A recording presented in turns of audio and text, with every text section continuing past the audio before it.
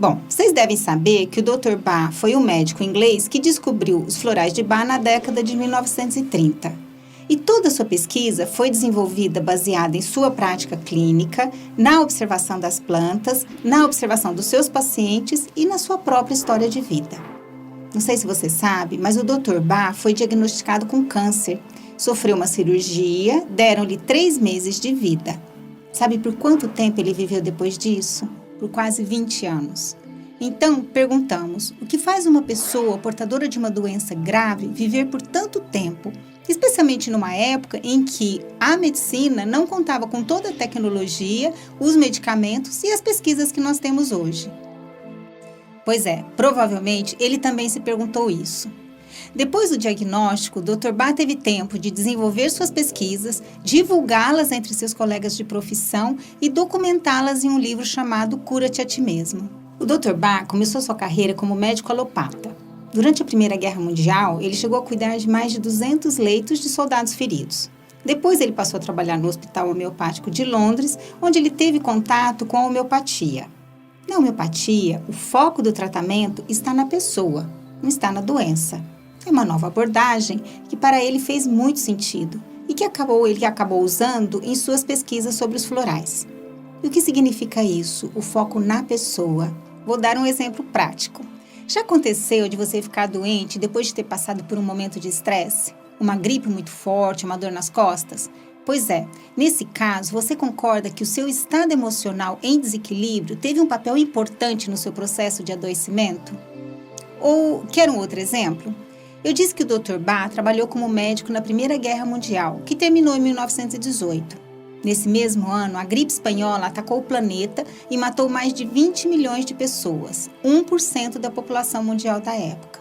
E aí nós nos perguntamos, por que será que nem todo mundo fica doente quando tem uma epidemia? A doença, segundo Bach, começa muito antes de conseguirmos detectá-la no corpo físico. E o estado mental e emocional tem um papel importante nesse processo. Isso é interessante, porque está em linha com o conceito da Organização Mundial da Saúde, que diz que a saúde é um completo bem-estar físico, mental e social. Ou seja, nesse conceito, a saúde deixa de ser apenas a ausência de doença e ganha outras dimensões, a física, a mental e a social.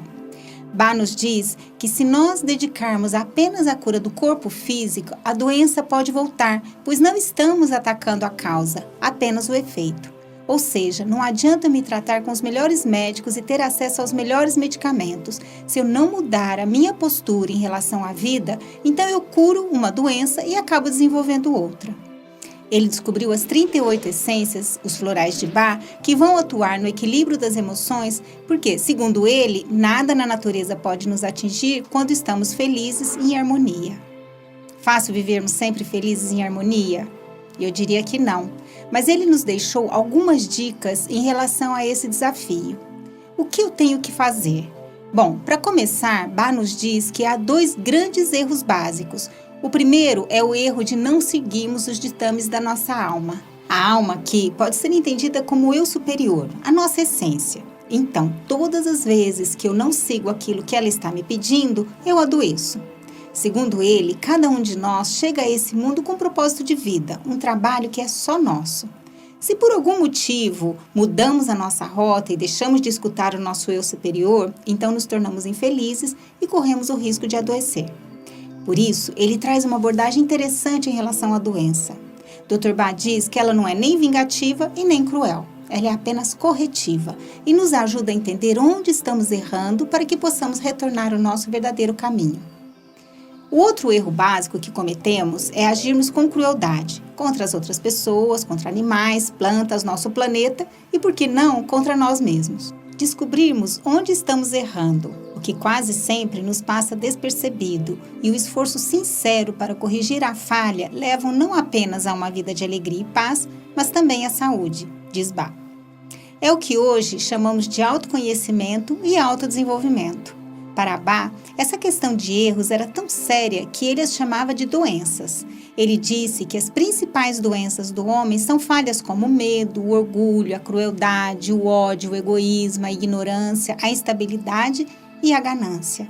E aí temos outro desafio. É muito mais fácil encontrar esse erro nos outros do que em nós mesmos, não é? Quer uma dica do Bá? Muitas vezes, aquilo que mais nos incomoda no outro é exatamente onde eu tenho que fazer a minha mudança. Dr. Bá diz que às vezes somos colocados próximos às outras pessoas que têm falhas semelhantes às nossas para que possamos seguir ou sentir na pele a dor que tal falha pode causar no outro. É muito bonito perceber que o Dr. Bá experimentava isso em seu dia a dia.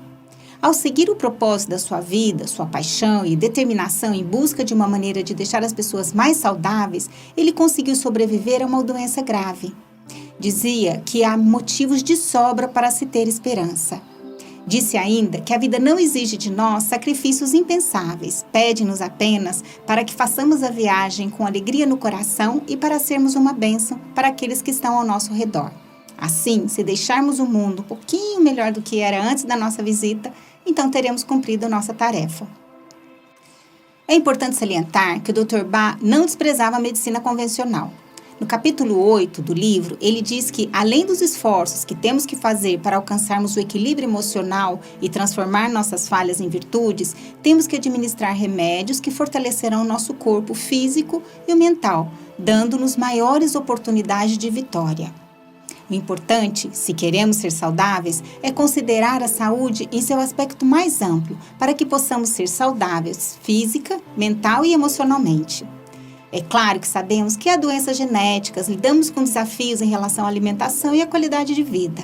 Mas a maneira como encaramos as dificuldades e até mesmo a doença será determinante no processo de saúde, na prevenção e até na cura das doenças dos nossos males. Então, nada melhor do que aplicar esse conhecimento para ter uma vida mais saudável e começar a enxergar o mundo, as pessoas e até você mesmo de outra maneira, reconhecendo aquelas falhas que estão te incomodando e se esforçando para transformá-las em virtudes.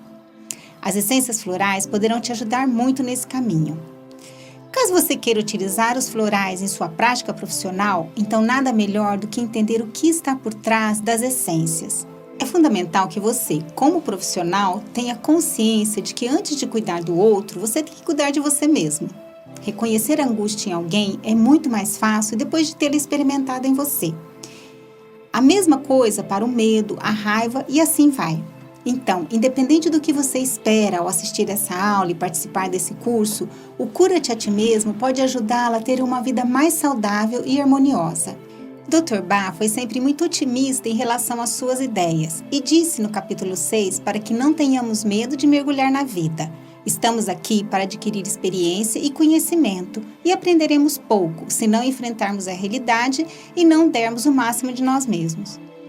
Conforme avançamos nesse aprendizado, entendemos que todos estão aqui para adquirir conhecimento. E esse entendimento proporciona um olhar com mais compaixão para o mundo à nossa volta e para o nosso mundo interno também. E isso fará toda a diferença na sua vida. Considerando que essa é uma escolha, eu passo a ter um papel ativo e ser responsável pela minha saúde integral. E não delego apenas aos profissionais da saúde a responsabilidade pelo meu bem-estar. Eu passo a ser o sujeito da ação. Um desafio que vale a pena.